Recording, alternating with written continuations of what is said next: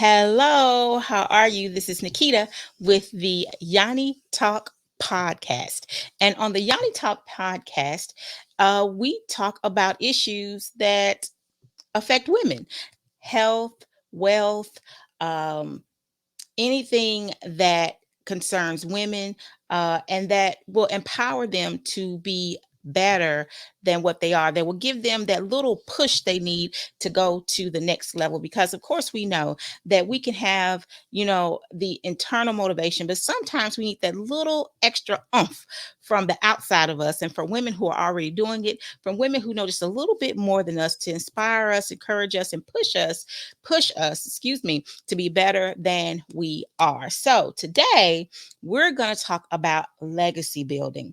And just in case you didn't know, one of the ways that you can build a legacy for your family is through home ownership.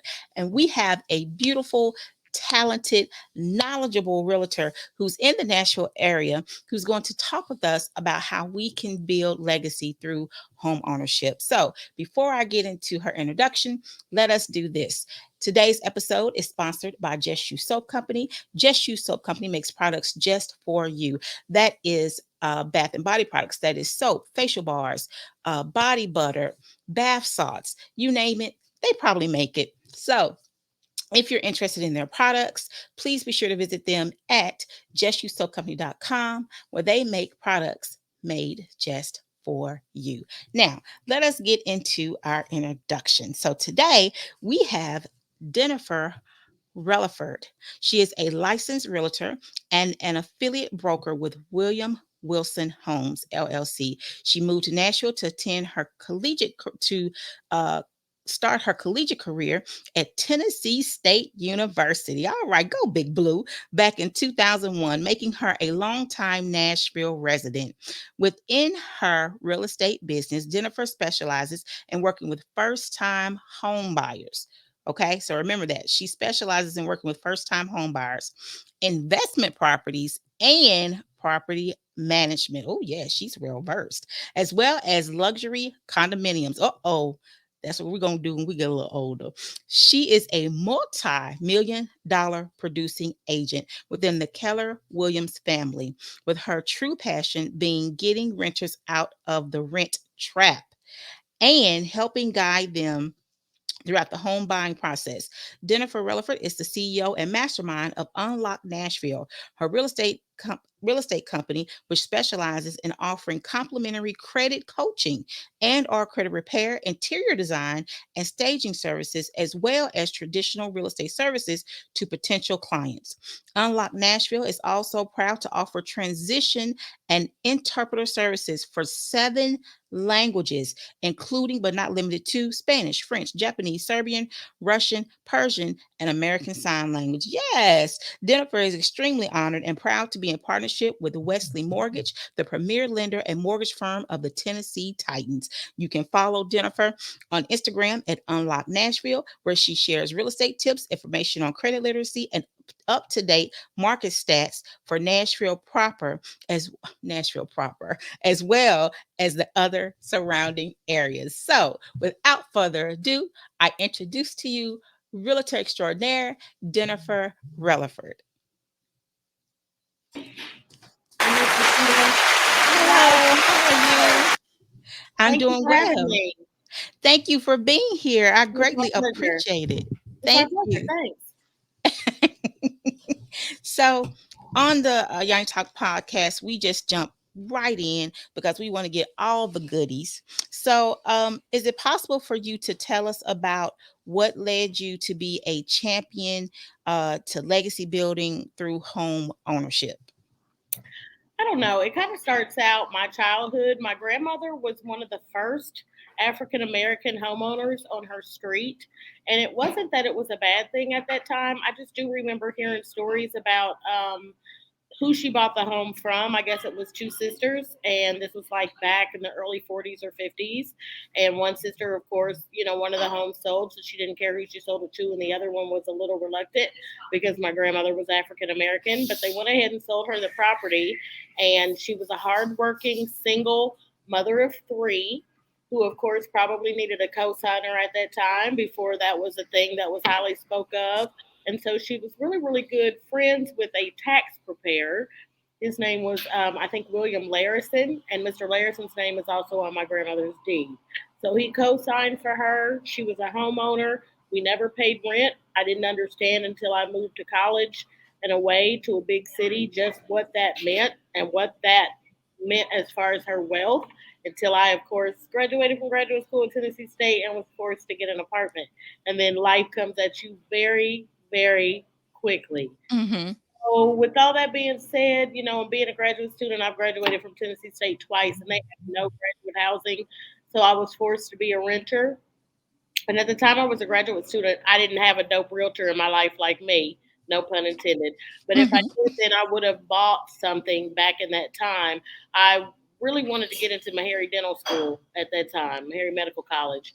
And so I was reluctant to buy because I knew that with that cycle, I might not get into Meharry and I might have to move. So I would always tell myself, you don't need to buy a house. You don't need to buy, purchase any property here in Tennessee because you may move out of state.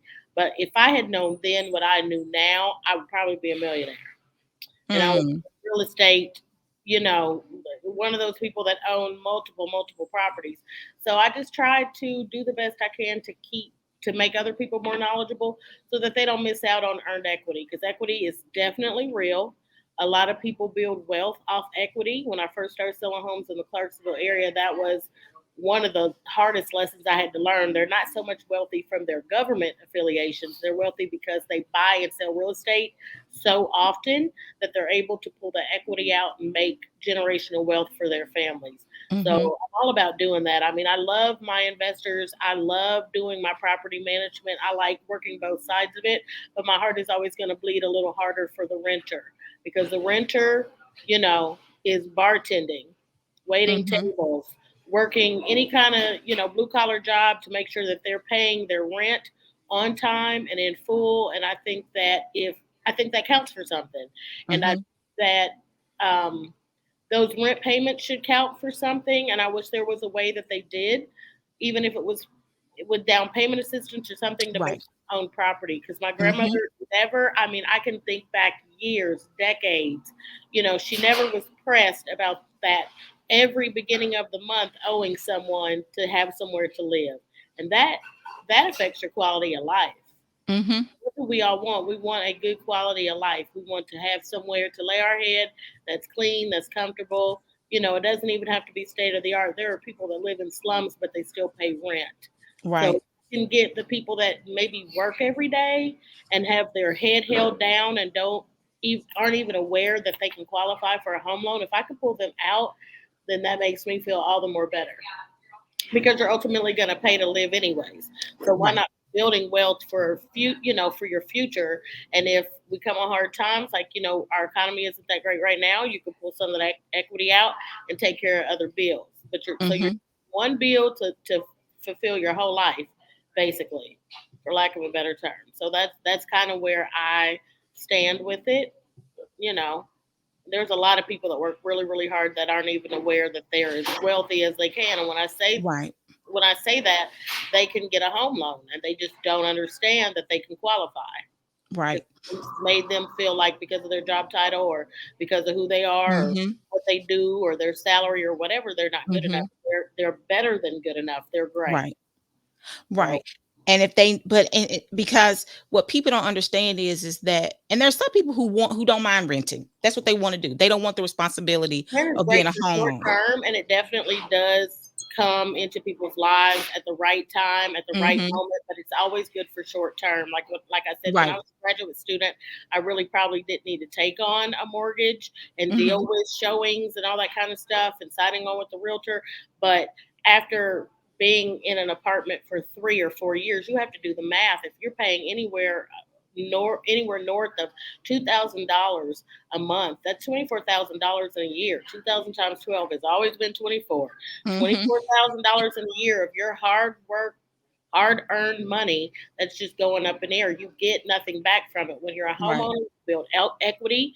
That means if you pay $250,000 for a home now, let's say in 3 or 4 months, that home can sell for $300,000. It just depends on what the real estate market is Mhm. doing. So why would you not want to make money every day off your Right. investment? It's the Right. easiest way to build wealth. Mm-hmm. Whereas as a renter, you're paying your landlord, who's still taking that's your money, paying a mortgage and getting the equity off of it. So you Exactly. have to think long term. And for some Right. people, that's difficult because they're in the rat race. They're not Mm-hmm. able to see long term, so they're just doing what it takes to get by. So I'm the person that tries to bridge that gap, that shows them, that's not always the most feasible thing to do. Right. Because while you're paying rent, you're helping the landlord build legacy for his family. He's building equity, and there are some people that own 100 or more real estate properties. So Mm-hmm. that's their Exactly. hustle. So figure out Mm-hmm. your hustle, and we'll all be hustling. There's nothing wrong with hustling. You just got to hustle smart. Exactly. Hmm. So you said, I think we'll go ahead and go here because of the part about paying the rent. So I found an article, Nashville Voice, that you wrote. I think it was 2 years ago. I think now, which is It's crazy probably to been about a believe. year ago. I Has it think been a I year wrote. ago? Yes, ma'am. About And a I wrote two of them, but I'm not sure if they both published. Okay. So this one is titled Getting Out of the Rent Trap. That's the first one. Yes, ma'am. Okay. So one of the parts you said in this article, and I quote, I'll let you in on a well-kept secret. A monthly home mortgage will be cheaper than most people pay each month for housing, and the equity earned in the long term surely pays for itself. And you mentioned something about equity, but I wanted you, if you don't mind, just to go if you could give us a scenario, right, of a monthly home mortgage. What does that house look like the total of the house and then the payment? What does that look like, and how much equity do you get back So from that? just yesterday, I was running comps for one of my clients, and I found a great. I mean, it's literally impeccable. It's a townhome. It's 3 bedrooms, 2.5 baths. I think the asking price on that home is $250,000, and it's in one of the well-respected communities in the Nashville area, Nashville Okay. proper. Okay. And so that mortgage with what they had as the down payment and the things they were asking for, it would have been about $1,600. Now everybody knows New York and LA are super high, but they don't consider Nashville is too. Our minimum or Mm-hmm. median monthly rent amount is about $2,400 a month. So again, if you're paying I said anywhere north of $2,000, that's $24,000 in a year of just rent. When you do your taxes, what's the first question that they ask you? What's your living expenses for the Right. year? You don't get Right. any tax benefits as a renter. If you own a home, you get tax benefits. So it's better to own than to just be paying your money out in rent. And Mm-hmm. so if your mortgage is 16 or 18, you're already ahead of the game because rental fees every month are 2,000 or more. So that's why I say that mortgages normally fall less. Now, with the mortgage, it all depends on your financials. I tell all my Okay. clients when I connect you to a lender, it's never a no, but it Mm-hmm. could be a not right now. But the Okay. difference between a no and a not right now is that my panel of lenders, all the lenders I work with, what they're going to do is tell you what you need to do to bridge that gap, to get you Okay. from that not right now to this is what you need to do to get a pre-approval. And what a Mm. pre-approval is, for those that don't know, your realtor doesn't know your financials. That's not our place. All we get is a simple email that tells us how much money your maximum amount of a loan that you can get. And so that's Okay. when I look at that amount of money and we're able to go shopping per se. And I could Mm-hmm. put in the MLS, hey, they're approved for $250,000, $375,000, or whatever, and then we could look at homes within that price range. You see Okay. what I'm saying? So that's the difference. But I just wanted to put that out there too, because a lot of people I have close friends, and they may be reluctant to work with me because they think I'm going to know their financials. That's not the case. The case is I just get it's literally called a pre-approval letter. It's from an email from the lender to me, and it's a certificate that says this is the maximum amount of money that they're pre-approved for. And then what you would do with that is speak with your lender to run scenarios. And a scenario would be if I put this much down on the home and the home costs this much, what was my mortgage, my PMI, my Okay. insurance, and all that stuff cost me every month? That would be a scenario.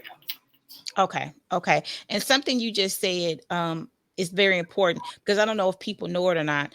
The piece that you said about sometimes that friends or family could be hesitant because they think you're going to know their financial piece, but Right. that's not the piece that you deal with, because that's Not what the at lender all. is for. That's That's what the lender is for. The lender is to know your financials, and that's why when I say a panel of lender, I have to keep more than one lender because I like to assign lenders according to if you're going to build rapport with my client. When I say that, Mhm. I mean there are people who need credit repair, and they're honest with me about that.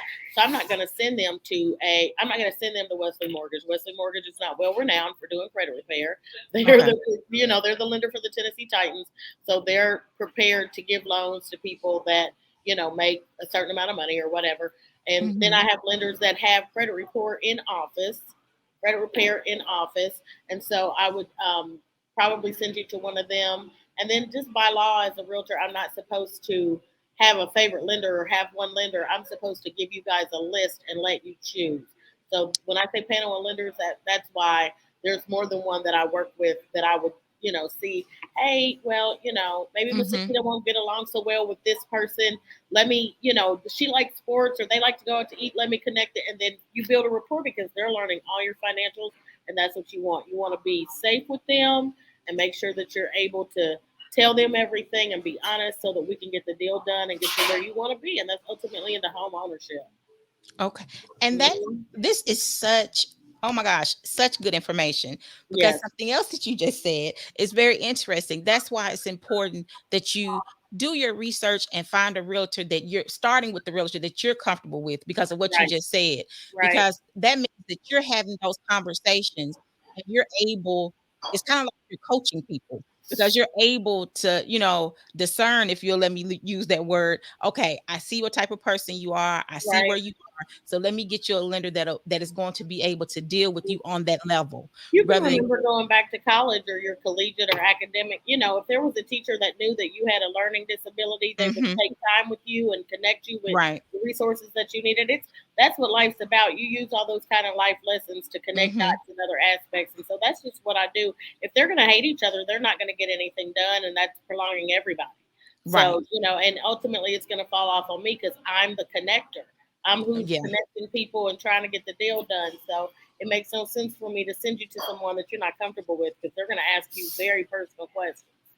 exactly. So, That is, oh my gosh, that is really good information. So that leads us into the next part of your article, which is most people, or we'll go to this one actually. Do you, and I quote, do you currently have a lower credit score and might be interested in enrolling in a credit repair program? Most mortgage lenders have great connections with programs that help buyers get on the road to a loan approval. So you mentioned that you have someone that can help do that. And you also said something like that most some real estate, I guess, or brokerage houses, real estate agents have people in house. You said that could help you with that. some lenders do have credit repair in house, and then I also have lenders that don't allow them to discuss credit repair at all. Okay. Okay. Because credit is personal. Mm-hmm. So everyone's different. Everyone works within different parameters. So that's why I have a panel of lenders that are able to do different things. And then there are some mortgage companies that will accept a lower credit score and go ahead and grant you a higher approval. I've had people approve for $375,000 in the mid 500s, and there's been other mortgage companies that have blatantly told them no. So you do Wow. need to work with different people, and I always just try to guide people to not let more than three lenders run your credit at one time because we definitely don't want to be having dings and lowering credit for people that already know they need credit repair. Okay. Yes, ma'am. So um the dings. So when the lenders run it, so it's a hard hit and not a soft hit. They say it's a soft hit, and that's beyond my scope, but I Uh-huh. always tell people this: if you are considering purchasing a home, it's time to stop letting Bath and Body Works, Old Navy, and all these places run you for Right. the credit card because those are hard hits. Yes. And they're not going to tell you that because they want you to get whatever incentives so that you can get their credit card. So I have had a client one time, she was almost not approved because she had Old Navy card, and Oh I'm like, wow. stop going in these stores and let these people do that. If you're going to Right. buy it cash or buy it with whatever Amex, Visa, Discover, Hmm. whatever you already have, but stop getting these hard hits on your credit when you know that you're kind of wanting to pursue getting a loan. And the bank is a business, it's Right. not personal. You are asking them for a substantial amount of money. Buying a home is the most expensive purchase you'll make in your lifetime. So if you're asking them for a loan, they need to know for a fact that you're going to be able to pay that loan back. So if you're denied, it's not personal. You're just not showing them that you have the credentials or financials to pay back a 300,000, 700,000, $1.5 million loan. It's not personal. We just got Right. to get you from A to be.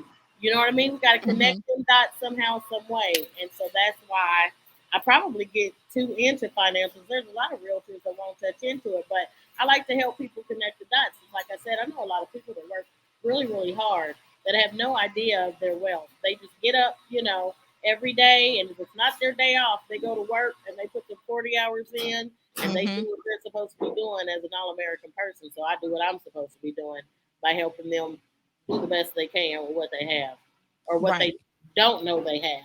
Right, Yeah. exactly. But Hmm. a lot of people don't know, and I've heard this so many times about people who are, like you said, they are in the process of buying a house. They go to Walmart, they got the person sitting there in the table, or Target, or we went to Costco, and they're like, you get a bag if you, if you try Your to get a lender car. will probably tell you. I mean, I don't know why they wouldn't tell you what to do and what not to do when you're Hmm. in the home loan process. Hmm. So, those are one of the things that's a no no. You're Right. trying to, attain a very, very expensive loan. So you don't need to be trying to get credit cards and doing other things on the side. It just Hmm. doesn't look good and it'll affect your pre approval. Right. Right. Yes, ma'am. And so just real quick, so a hard hit on your credit report, if the credit cards, the car loans, it drives your credit score down and it can tear it up. A soft hit is not supposed to affect your credit score. So I'm gonna leave that that's question for a lender because right. everybody does, what they want to do Right. with that kind of Exactly. stuff. But I'm just letting you know, credit repair is always available and it's complimentary through Unlock Nashville. Just message me on Instagram, and I'm always the connector. I'll get you connected with one of my lenders, and we'll kind of get the ball rolling. And another thing I want to really, really drive home: the first step of home ownership is not looking at properties. The first step of home ownership is talking to a lender. Because how Hmm. are you going to pay for the home? There are people that pay cash, but not a lot of them. So Right. if you know you're going to need a loan, then that's the first step we need to take is trying to get you with the lender to see what's available, see what your financials look like. I can't take you into multi-million-dollar condos if you're pre-approved for $300,000. Why would you even want to do that? You're not going to Right. want to see anything in your price range Right. if we start, you know what I'm saying, at the top and then find Hmm. out that you maybe might not get that much, or even the opposite. There's some people that don't need a townhouse. They can get a mausoleum.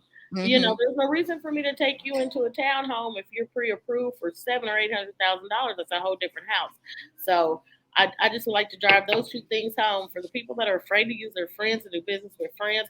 We don't know your financials as realtors, and for people that are honestly considering buying a home, the first step is to speak to a lender and get that pre-approval.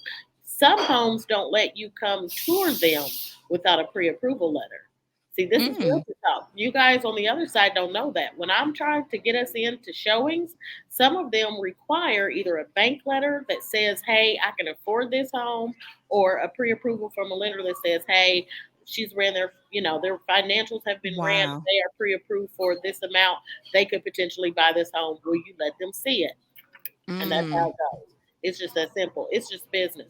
It's not personal. If the bank doesn't approve you, it's not personal. It's not personal. That just means that there's We got work work that you to need to do. do. Right. Exactly. And We got you work to need do. to be willing to do the work so that you Yes, can ma'am. get to the next step, which Exactly. If hopefully you're your tired next of step. renting, you'll put in the work. If you are Right. comfortable with whatever, then whatever will happen. And it's fine either way. Renters are terrible people. Like I said, it helps people when your job transfers you from one state to another and you don't know the area that you're moving to. Renting is phenomenal. But to stay Hmm. there and keep paying $24,000, $32,000 a year of your hard earned money, that's a whole nother conversation.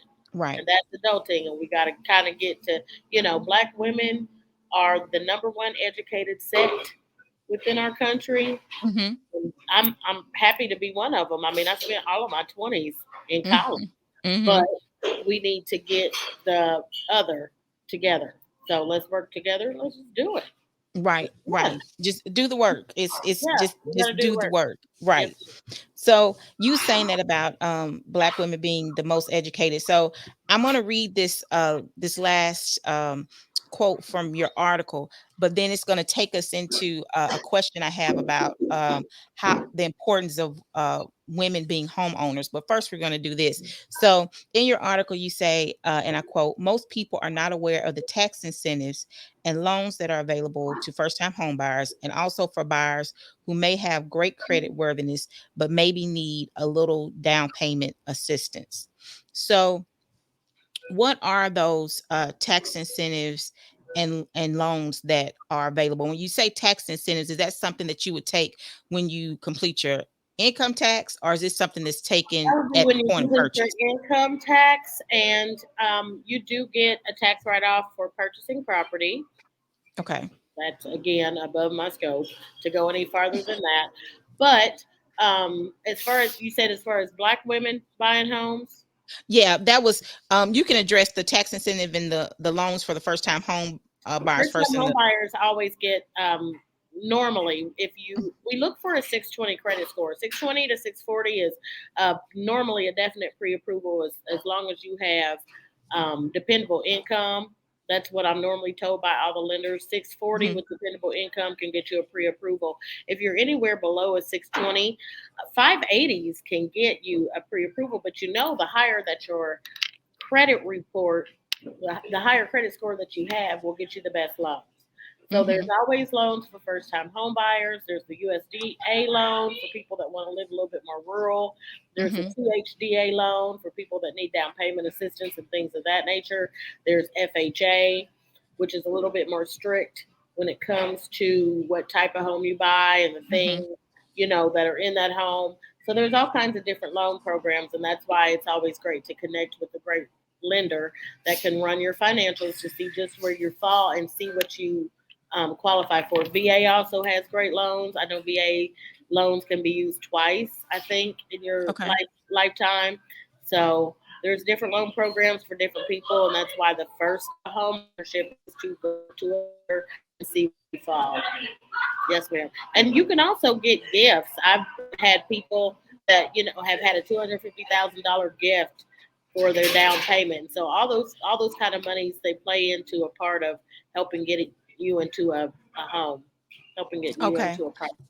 And Hmm. just real quick, the gift of the $250,000. So for the person, and if you don't know, that's fine. But you saying it just made me think about it. So for the person giving the gift or the person receiving the gift, is that like a tax deductible type thing, I'm or sure that the person giving it probably gets a tax write off as long as they have a receipt or something, some kind yeah? of documentation that they actually did it.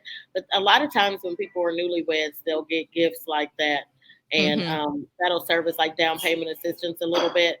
I know that the bank is kind of weird about money that's not accounted for, but I definitely know that gifts, as long as it's documented that way, they are Okay. they're good.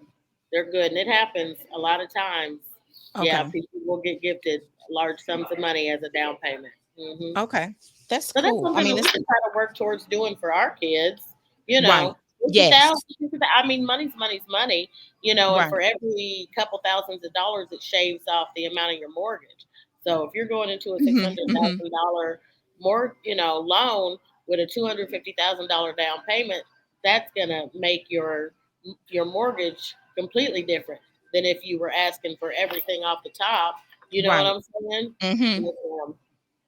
So I'll ask you about, so I think what I'll do, I'll ask about the equity because you just said about gifting for your children. So I want to come back to the equity part. But the next thing I was going to ask is about the importance of women being homeowners.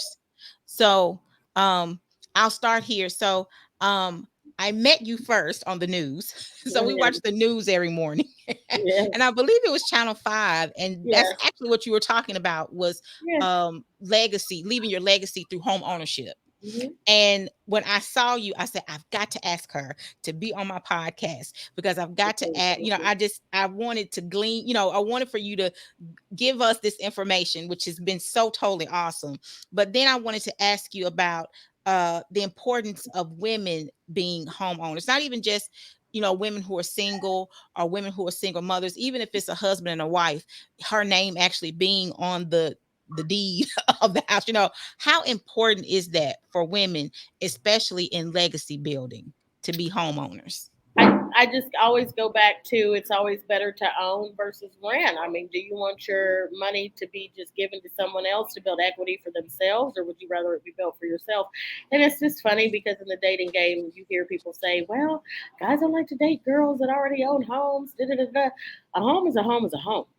Right. That isn't where you have to live after marriage. You could always use that as an investment property. And with that being said, it could be a rental. You guys could find tenants to put into that home and then buy a Hmm. home together where you raise your family and start your life, you know. Right. Right. So again, I don't think women should wait to purchase real estate because all you're doing is prolonging your essence, prolonging your Hmm. generational wealth, and basically wasting money. I'm going to go back again and say the renting is great for the short term. I am not against renting, but to knowingly be in a unit for a long period of time and never even just attempt to reach out to a realtor who could connect Hmm. you with a lender, or even if you don't want to talk to a realtor and you think we're aggressive or whatever, and you just want to talk to a lender and say, hey, if I wanted to pursue this goal, where am I and what would it take? I don't think that's a bad conversation to have. But every woman's different, and that I'm gonna let you guys make your decision on that. But I would definitely not wait to buy real estate. No one should wait to buy real estate. The purpose of real estate is to buy real estate and wait. And what you're waiting on is for the equity to grow, and then you can Hmm. make a decision. Do I want to still stay in this property and let it keep growing, or do I want to sell it and pull whatever equity out? And a lot of people don't understand, as a home buyer, you do not pay a realtor, you do not pay the fees. I am paid when the home sells, and I am paid by the seller. So if you sell a property, you pay both entities. You pay the realtor that brings the buyer, and you also pay the realtor that sells the property. And that's normally a 6% commission that we split, which would be 3% apiece. So Mm. all those financials play a factor, but I wouldn't wait to buy real estate. I would wait to get married and all those things. If I knew I was, if I had been a dentist and in Texas, then I would have went ahead and bought a property there because I would have known that's where my practice was going to be, and Hmm. I would have had to have had somewhere to live. Right. Right. Even Rather if I than went to dental school in Texas or right. whatever, if dental school is at least 4 years, if not six, if you don't Hmm. specialize, that's more than enough time to build equity instead of just renting or living in Right. a dorm or whatever. Because I mean, even at TSU, they have so many housing issues now. A lot of those parents should be coming to Nashville when they bring their kids for the student tour and trying to find a dope little townhouse in Antioch or something. If you're going to pay Sally Mae and all these places all those student loan money back for your kids to live in a hotel, then let's figure out another option, right? Mm. Let's reinvent the wheel a little bit and try to do things a different way. And if our parents didn't have it as bad, I mean, as Right. they do Right. now, they blatantly don't have enough housing for those kids up there. Hmm. But we need to be having another conversation. Hmm. And you know what? I didn't even have, I got two things written down, but you just said something. I mean, I helped one of my little cousins. She was going to TSU. Hmm. So I helped her, every year with her stuff. And I think she was paying like, and this number may be It's wrong, but expensive. somewhere about $9,000 for It's housing. expensive. I lived in Right. a triple when I was up there freshman year, and that was the cheapest, of course. Normally, it's a two roommate situation, which would be Mm-hmm. a double. Very seldomly does your roommate not show up or something, and you get Mm-hmm. the room to yourself, which they still probably, unless they catch it and are really, really strict about it, you probably pay double fees. But it's quite a lot of money. It's Mm-hmm. quite a lot of money. And think about it, it has to be for them to be able to still take that money and pay a hotel a nightly range You know what I'm Right. saying? Right. Because it's room and board because they get the food and So the let's right. have a different conversation. I mean, we have Mm-hmm. all these. I know Beezer builds all over, Old South builds all over. Let's get a little 2 bedroom or 3 bedroom, 2.5 bath townhouse. Put your kid in it. If they meet some dope friends and you trust them or whatever, put them in it. They divide the mortgage, and by the time your kid graduates, you can either keep it and start all over with another sect of kids, or we could sell it. But to keep depending on a dorm room, clearly that's not working.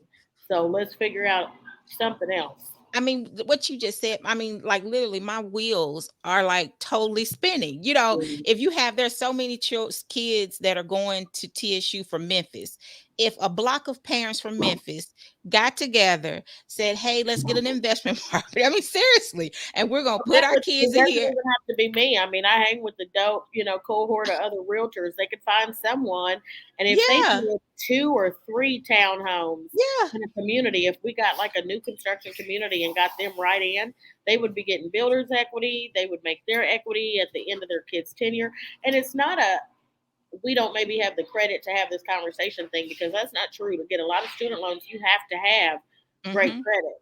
So let's start talking to a lender about doing something Right. else. Let's just pay Mhm. tuition and books, and we'll figure out housing another way. And that'll take some of the stress off of, The TSU school and how and the your parents. lover. Yeah. And it's let's start having let's have better dialogue about it. Yeah. Oh my gosh. Mhm. That's just got my wheels just turning.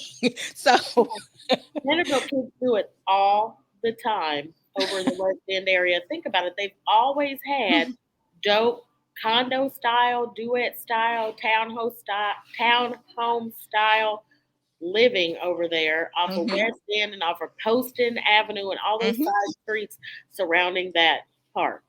Mhm. So, Right. And that's who's and living in now it. Nashville is a different Nashville, and Right. we have all these different condos that are for lease. But you don't want to be trapped in that for 4 years when you maybe have the credit. You maybe have that 580 or 620 or 710 or whatever credit score that could get you a loan, and then your kids could be building that equity the whole time. And then if they decide like me to stay for grad school, they're already comfortable. Mhm. That's 2 more years in it. Then if they get into Meharry, that's 4 more. You know what I mean? And then Right. by then you Right. can have the conversation. Hey, we're going to rehab it and sell it, or we're going to rehab it and live in it, or we're going to put equity out, or whatever, and buy another property. It's just conversation that people need to Mhm. be having. Wow. That's And I don't whew. know if they're afraid to, or nobody's just thought. I mean, I know people are busy and they work, and you sometimes don't see Mhm. it all the way in your brain when you're working 40 hours a week.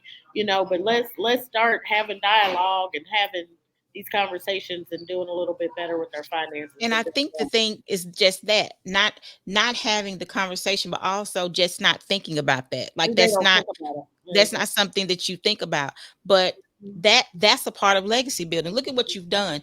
If someone did that, look at what you've helped your child and probably some other kids too have someone to live. And again, you've helped Yeah, the school and all that. But then you've got this piece of property that, as you said, you got equity in it. So you can pull the equity out, get some more property, or you can sell the house after the kid finishes. So you don't want to stay in Nashville. Okay, well, let's sell the house. You come on back home. I mean, whatever it is you decide to do. But if they decide to stay, look at what you've done. Look at the legacy that you've built.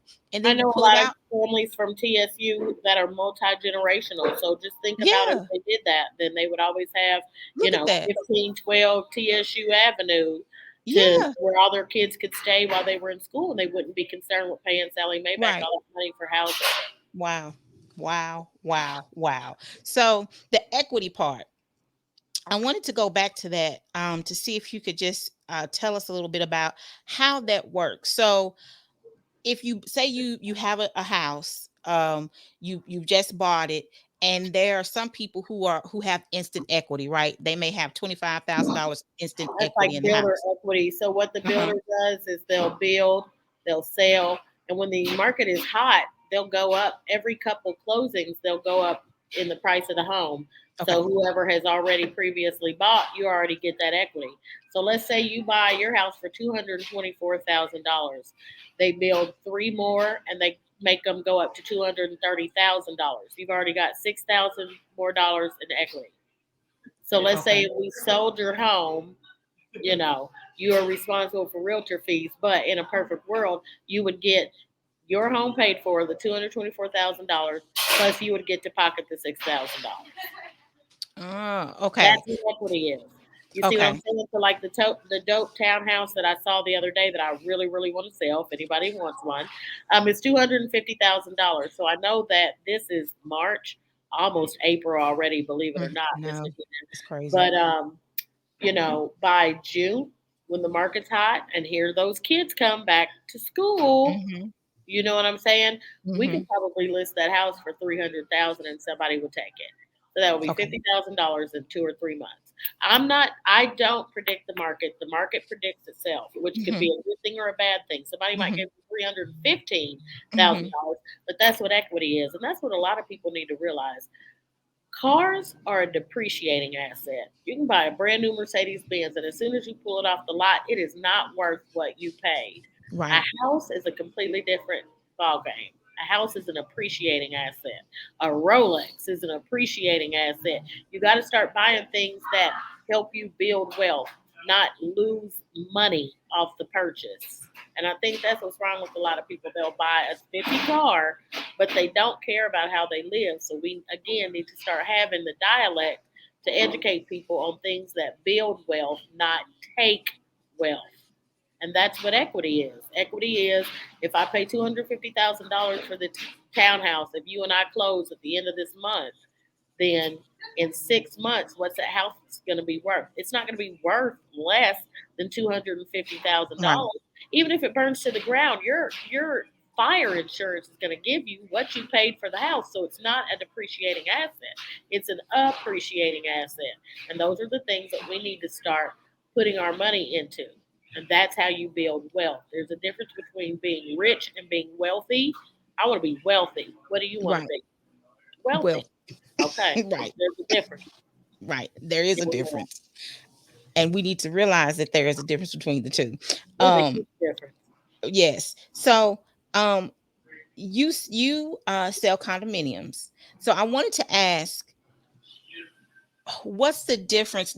Or not what's the difference, but I guess the question is, can you pull equity out of that the same way that you can a house? How does that You work? pull equity out of any real estate transaction. Okay. So again, there's two condominiums downtown that I've been kind of advertising a little bit, and one of them was purchased for $600,000.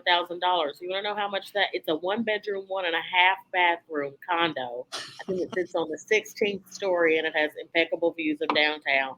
So it's great for like Fourth of July and things like that. Yeah. You wake up every morning and you see the Nashville skyline. Hmm. They paid about $611,000. You want to know how much that home is listed for on the market right now? How much? 1 million. $1 million. That is $400,000 in equity. And I can't Wow. remember the exact date when they purchased it, but it's not been. I know that the condos where Mhm. they're not 2 years old. If they're a Wow. year and a half, I think maybe, but they're not even 2 years old. So that's what equity does. Equity builds you wealth. Equity builds you money. And then even if you needed some money, you know what I mean. If you fell on hard Hmm. times and you own this property and you really really needed your hands on some money, you could go and take a loan out against your equity, pull some of that money out. Now I'm not condoning any of these things. I'm not Right. a lender, But you but just I'm saying, saying this is an yeah. option. So what can you do as a renter but go to work and work more hours? But Right. how long do you want to keep doing that? How long do you honestly want to keep working and living like that? It's not doing anything for future goals. You're not saving anything. You're not getting a tax write off at all. It's just awarding you somewhere to keep your things while you go to work. Let's start having real conversations Wow. and Somewhere to put it hold your stuff really while into you go to perspective. work. Yeah, it's just somewhere to hold your stuff. And some people don't even live in a safe place. So think about if you have Mm, been working all day and you come home and your apartment's been ransacked. I mean, right. we gotta start talking to talk and having conversations. Wow. My my youngest daughter just moved out for the third time. She You're got like, an apartment. that reminds me of Bill Cosby when he say, "Are you really going? Are you Right. going?" Are you going? And I told her, I said, look, this time after this, you need to be buying a house. So she goes to Tennessee State. Hmm. And she is going to her concentration is interior design. Mhm. So I told her she's really good. There's already some people that are very impressed with her. I'm like, we got to get you that good high paying job. I said, if you just work there for a good year, maybe two, get your stuff paid off, get your credit where it needs to be, and you're buying a house. I don't know, you're buying a house. This is Yeah, it. It's time. You yeah. need to have something that's yours that you can And I control. get it, like getting comfortable, like in grad school, getting comfortable in your apartment, and I get it. I get all of that. But we got to eventually start buying things that make us money, not buying things that take our money. And that's a Mhm. struggle. It's just a struggle for whatever Mhm. reason. I literally fall into these conversations every day. Whatever the reason is, we got to break that up and start making sure that we're doing things for the long term because all we're doing is giving our money out to everybody else and Mhm. they don't give it back to us. So, Right. Right. So yeah, that I preach that to my kids all the time. Where you are right now, get yourself to a spot where you're ready to have that conversation, where you're ready to get to a realtor and say, but I'm you not so exactly lucky sure. to have you though, Miss Nikita, because I wish I had somebody that was telling me you don't need to wait to buy real estate till you get to dental school. Because when I was in that interim, of applying for dental school and not really knowing if I was going to stay here or go or whatever, Mhm. I could have bought a dope little townhouse. And I mean, Mhm. when I go through the tax records and I see how much they sold for in 2007, 2005, yeah, I'd be I very, very know. happy. Last summer, I could have pulled a lot of money out of a townhome. Mhm. Don't forget that people sometimes overpay for homes in a hot housing market. So money is just money is just money. And it's just paper. It comes and goes. I try not to make people feel belittled because they don't have it or a certain way because they do have it. I mean, we're just human and we're just doing the best we can, but let's just do the best we can. Right. That's, Exactly. that's just what Exactly. I say. And when you excuse me, when you know better, you do better, and you can tell other people, you know what, this is what I wish somebody would have told me. So Exactly. totally. Then that's why I tell Exactly. them, okay, at this point, let's get it together so you can be my age and you can have you investment property and you can start Exactly. building that, have that legacy just about built. So you'll be ready to say, okay, this is how I want to, do X, Y, and Z. But you got to Right. start now building the foundation. Right. So this has been a totally awesome conversation. My mind is Yeah. spinning. I'm like, we've got to do something where we get a workshop or something together. I don't know. Yeah, let's do a Okay. workshop. And if you ever need me to come back, I'm always happy to come back. Yes, It's my most pleasure. definitely. I'm already Okay. thinking about it. I'm Okay. trying to figure out how this is going to look because Yeah, I'll be a this is just, resident realtor on the panel. Woohoo! hey, woohoo. Yay! So before I let you go, I wanted to ask you, last thing, what are three things that you would advise someone who's looking to purchase a home? Like what's the top three things that maybe they need to do, or what do they need to do to prepare themselves to start the process? Go ahead, reach out and build a rapport with a dope realtor. Like I always say, if it's not myself, find somebody that can help guide you with paperwork, kind of get you connected with a lender. Go ahead and chat with the lender. Be honest with yourself about your finances. If you're a waitress, hospitality, I always say claim your tips because those are your wages. And the more money you make is the better loan that you'll get. Don't hide assets. Don't let these stores talk you into applying for these crazy credit cards. Those are dings on your credit. We got to know what credit means. I also say this is something I haven't said yet in this podcast. Go to a bank and see if they have a credit bearing credit card. And with that being said, charge the things that you know you cannot live without in your adult life, be it gas, groceries, your Starbucks every day because that's where I'm at. You know, whatever you know that you're going to spend on, go ahead and charge it and then pay it back. And you also need to probably break your credit card payments into more than once a month. I've heard that does phenomenal things for credit. What you want to do is try to chase the due date, and I'll have to bring the paperwork on that. It's like a whole thing about trying to pay it up before the actual due date, and that's a way to build credit. But I have sent people to Fifth Third Bank. I know at Mhm. one point in time they had a credit bearing credit card, and there's just other ways. But if you charge gas and food, just start there. Those are necessities, and then you can keep that cash in your pocket. but you've got to pay that card back on time, and then that is how you build credit. And then Mm, also another thing, you won't have credit without using it. So most people that I come in contact with that have a perfect credit score, they have about 7 or 8 credit cards and they pay them on time, and that shows the bureau. Here we go again. It's building a relationship with the bank. It's business. That shows the bureau that you're able to have balances, but also pay them back in a timely manner, and that's all that they want to see. And when you have better credit, you get better interest rates. You get higher loan limits. I mean, your life is just so much more simpler. mm-hmm, And let's be honest, we're not taught these things in high school so that our lives aren't simple and they can make money off people that don't have great credit. So let's just start right. having these conversations and being transparent, and we can get ourselves into better situations. That's just my opinion. This has been so totally awesome. Thank You've you. really provided some really good information. I hope so. And now we all know why, you're top notch in Nashville.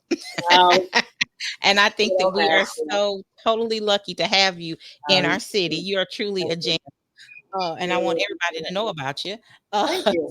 so I would definitely be putting all of your contact information in the description box. Okay. So don't forget to Guys, contact follow. me on Unlock Nashville. It's the easiest way Yes, for me to keep up with you guys all day. yes. Unlock Um, Nashville.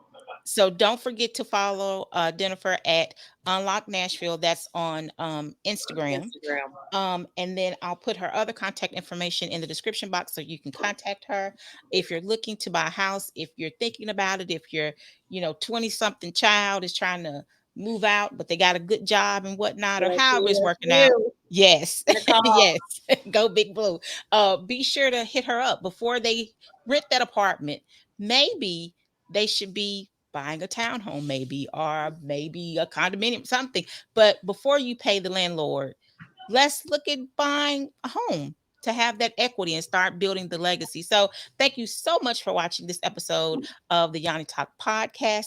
Again, Jennifer, thank you so much for being here. She's going to be Thank back. you for I having got me. to figure out what angle we're going to go at from it, but she's coming I back. got tons of angles. I got tons Yeah, of angles. Email me. but she's coming back. So, as always, don't forget to follow us on YouTube. This is the Just You So Company YouTube channel. Don't forget to like, share, and subscribe. Share with your family, friends, and follow your auntie and them and your mom and them. We would greatly appreciate it. And as always, be blessed and be in peace.